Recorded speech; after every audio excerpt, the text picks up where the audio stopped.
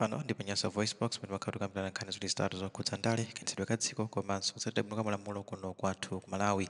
Lero tabweranso ndi Bambo Boni Kalindo amene wandithu ndi mkulu wa bungwe la Malawi First the People First, amene akunena kuti dziko kuti liyende bwino limafunika kuti chuma chake kapena kuti economy iziyendanso bwino, ndipo ngati pali anthu amene amayendetsa economy kuti izipita patsogolo ndi anthu a business monga mavenda komanso anthu amene amapanga ma business akuluakulu. Ndipo ku Malawi kunoko ndi dziko lomvetsa chisoni chifukwa kuti dziko la Malawi limamutenga venda ngati munthu amene sali ofunikira pa chuma cha dziko lino. Ndiyete tikhale modzi kuti timve kuti a Boni Kalindo akuti bwanji pa za chuma chathu cha dziko lino lero pa 4 July 2024 pano Panyasa Voice Box.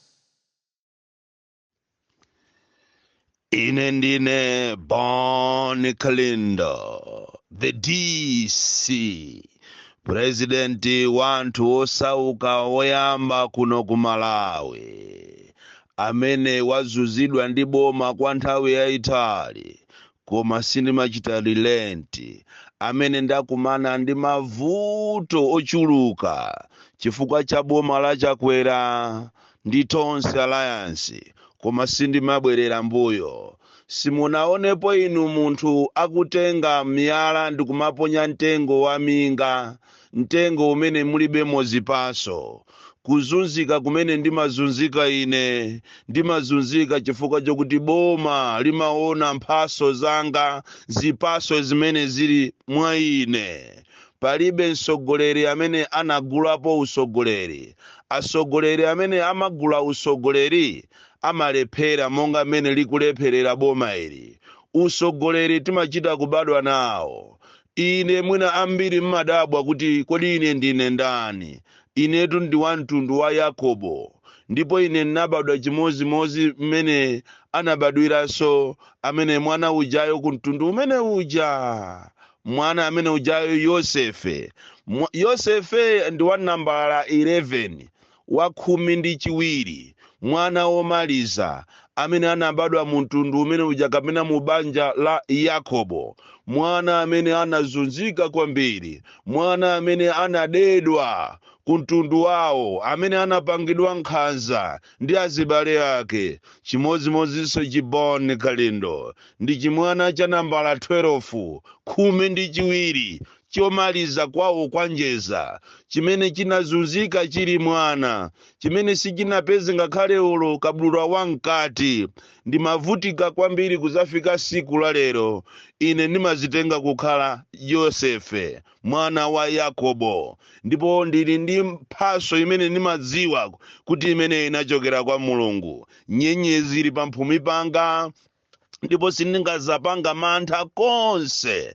Ndizapitirira kuwayimirira Malawi, ndizapitirira kuyima pa chilungamo, ndipo olo miyala itabwera motani sindingagwedezeke chifukwa ndimadziwa kunena kuti mazunzo amenewa, mapulani amene akukonza abomawa ndi mapulani akundiopa chifukwa mwa ine muli mphaso, mwa ine muli usogoleri osakhala ogula koma obadwa nawo. Ndipo izi sindinayambero kwa amene akundiziwa ine, akuwuzani kuti chimene chija chidayamba usogoleri kapena chidayamba activism chili chimwana chaching'ono, chili pa Sunday school, chili ku primary, chili ku secondary. Ndi chimwana chokuti chinali chofuntha kwambiri chikayima pa chilungamo, chimayima pa chilungamo. Pitani mukafunse mabungwe ngati a Project Hope kumulanje, akuwuzani kuti chimene mukuputacho simungachikwanise. Ndi chimwana cholimba mtima kwambiri. Even olo mutanditengera makhoti 7 pa wiki kumalo wa makhoti 8 pa wiki, 10 pa wiki, sindingagwedezeke. Ndipo simuzamva kuti ati chatengedwa chapita ku polisi ndi chadwala BP. Ndi chimwana cholimba mtima kwambiri. Boma lina lililonse kapena ziko lina lililonse kuti liyende bwino limayenera kuti likhale ndi economy yokongola. Ngati economy muziko si kuyenda bwino, muziwe kuti palibe chimeneso chingayende. Boma limenelo kapena ziko limenelo silingatukuke. Ndipo ena mwa anthu amene amapanga drive economy ndi anthu a business. ngati kuziko limenelo business sikuyendako bwino, tikatitu business tikunena kuchokera kwa mavenda.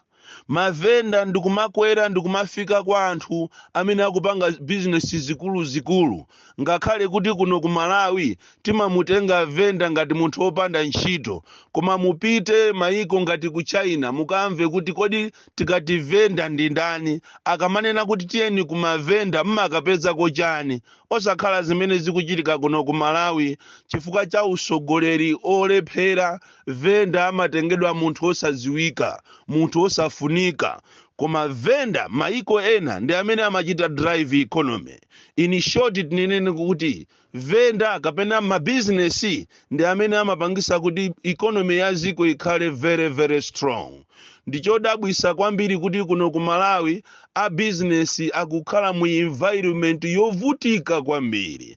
A business kuti akagule zinthu zawo kunja kapena atenge zinthu apitise kunja pamakhala matatalazi. And yet inuyo andale kapena inu asogoleri mumaziwa bwinobwino kunena kuti venda ndi anthu ena a business ngati azimayi opita kunja okatenga zinthu zawo kumabweresaso m'Malawi amapangisa kuti economy ya ziko ikhale bwino, chifukwa zinthu zimene amatenga kunja zija kuzibweresa muno m'Malawi zimakhala kuti akulipiranso ngakhale msonkho, akulipiranso ngakhale Malawi Bureau of Standards. Ndalama zimeneje zimapangisa kuti ziko kamena account number 1 ikhale yofufuma. Koma kuno ku Malawi chimene timaziwa ife ndi nkhanza, kuwapanga anthu a business nkhanza, kuwapanga anthu mavenda kumathamangisa deire muziko lonena kuti muli mavuto kale. Anthu enawo amadalira kugulisa mbatata, kugulisa kaunjika, kugulisa nsapato zawo kuti mwina adyese mabanja awo, atumizirana ku sukulu, akadwala malinga ndi mankhwala amene mulibe muzipatala apite paka private kena kake athe kumanga kanyumba kawo. Kuma in Malawi it is a different business, it is a different environment where vendors are the most ill-treated people in Malawi. Ndamva chisoni chachikulu kuona kuti MRA imene ikuchitidwa lidi ndi anthu ophunzira kwambiri, ma ministers ophunzira akupitirizabe kuzunza anthu amene ali a business. Ndamva chisoni kwambiri kunena kuti MRA akuti achita introduce program yofuna kuthana ndi onse amene amazemba pa border.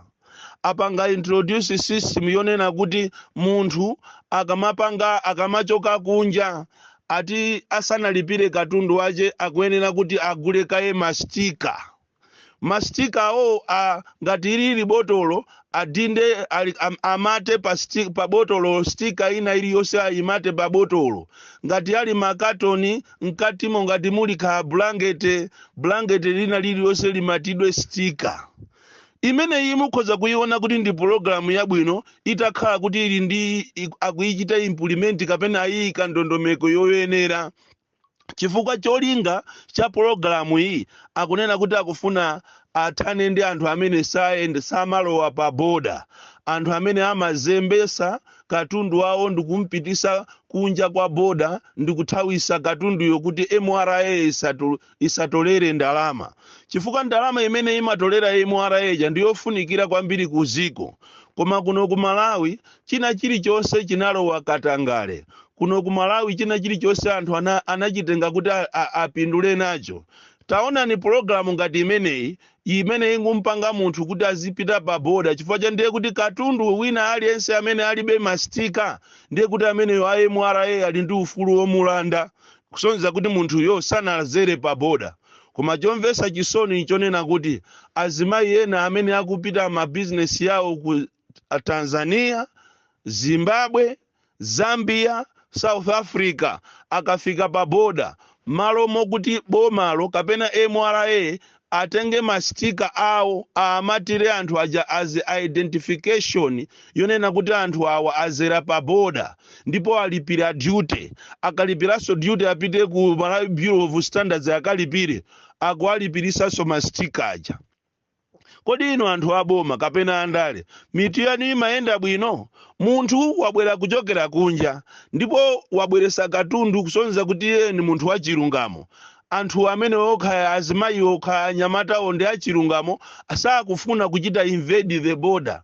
Akufuna kunena kuti anthu katundu wawo amulipire pa boda. Ndiye mukwauzaso kunena kuti mwene amuguleso stika. Mitu yanu ikuyenda bwino? Kuwatola anthu amalawi chani. Chifukwa zimene ziti zimene mukupanga ndi zimene zachitika ku Kenya sizi kusiyanatu. Vuto la Malawi ndilonena kuti tinafasa kwambiri. Nkhani ngati imene iyi it is a total war. Nkhani imene iyi that's robbery, daylight robbery. Chifukwa aboma akufuna ndiye kuti achite suffocate ma business yanu.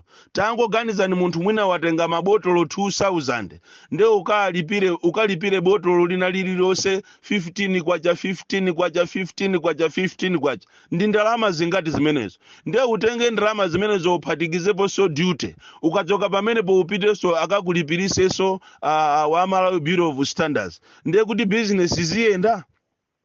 Ndiye mukuyembekeza kuti munthu amene ngati watenga juice azikamugulisa botolo limodzi 1000. That is killing my business anthu. Ndi chifukwa chake economy ya dziko lino sikuyenda. Ine ndikanakupemphani inu mavenda komanso inu anthu a business osiyana-siyana tikanakhala ndi meeting. Tipange zimene anapanga mavenda akulilongwe, mavenda akublantyre, tiyende ndawala tipite ku MRA. Chifukwa kumeneko ndikutibera, kutibera kweni zuwa liling'o, zuwa likumenya. Kumeneko ndikuwabera Amalawi, kuwatola Amalawi. Sizoona inu wa MRA mukabwezi pano mukumapereka mastika amene wawa ulere. Kuwathokoza anthu okuti azera pa boda. Sopano mukutenga so mastika aja ndikumagulisa so anthu. That is bullshit. That is total robbery. That is not kuchita appreciate effort imene yapanga munthu wachilungamo. Chifukwa inu munayenera kuwachita reward anthuwo. Muli ndi ndalama zambiri ndipo mmachita deposit ndalama m'manyuzi timaziziwa ndalama zimene mmachita deposit ndikumanena kuti mwapanga ma profit. Inu zoona mungatenge mastika so muzikagulisa anthu. Kodi kuba kwa Malawi kuno kuzathaliti. Asogoleri mbava inuyo muzaziwa liti how to lead people. Muzakhala liti ndi mpata owapasa anthu akhali ndi moyo ochita opuma mpweya wina. This is completely nonsense. Completely out of order.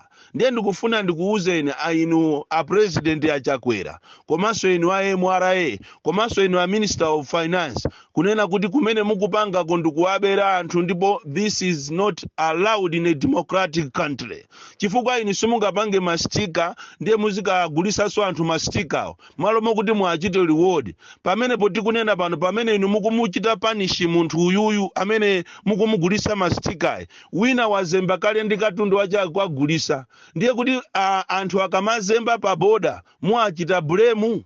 Chifukwa apatu ndiye kuti mukuchita encourage kuti anthu azizemba boda. You can't be making a person wa business amene waononga ndalama zache akalipire zinthu zitatu. Akalipire duty, akalipire Malawi Bureau of Standards, akalipire so mastika. Ikumene koloko ndikuwatola anthu. Amalawi tisapuse tiyeni tipangeza ku Kenya sopano misonkho ina isiku yenera kuti ibwere muno Malawi ndikuchita suffocate business. Komanso sindikuonapo chanzeru kuti inu yomene akuyendera Malawi unoyo ndiye muzika alanda mavenda zinthu zawo. Kuma alanda mavenda zinthu zawo kulilongwe, kumzuzu, ku Blantyre, ku Zomba.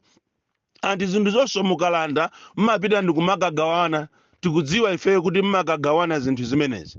Ineyo siningalolere ngati president wa anthu osauka ndizikaona anthu akuvutika muno Malawi.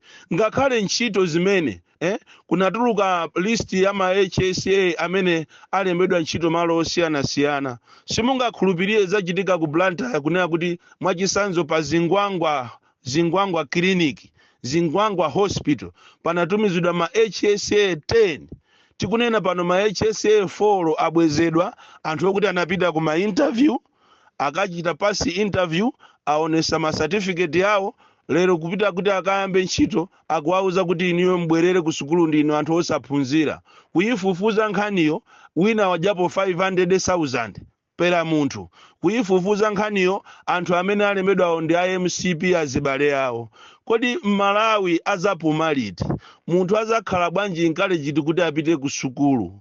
Muzampanga bwanji munthuyo kuti akhale ndi chidwi chokuti atukule dziko lace ngati onse amene mukuwafuna kuti muziwalemba mukuwalemba chifukwa cha ubale wanu? Zisankho zikubwera izizi ndofunika tisamale, ndofunika kusamalira. Anthu awa sakuyenera kuti apitirire kulamula dzikoli chifukwa anthu awa chimene abwerera ndi kuba basi, sanabwere kuti azalamule dziko. Amalawi nthawi yokuti tizuke ndi inoyo, osamapusa mu dziko lathu, osamakhala kumasekerera zinthu kumaonerera anthu akukoka malegeni. Ena anaonerera akukoka malegeni lero lizidavuta.